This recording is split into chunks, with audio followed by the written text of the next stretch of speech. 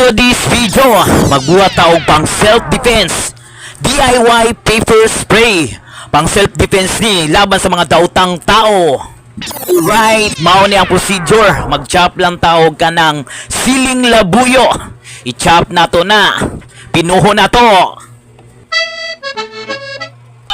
Ato ang next ang mag-vinegar.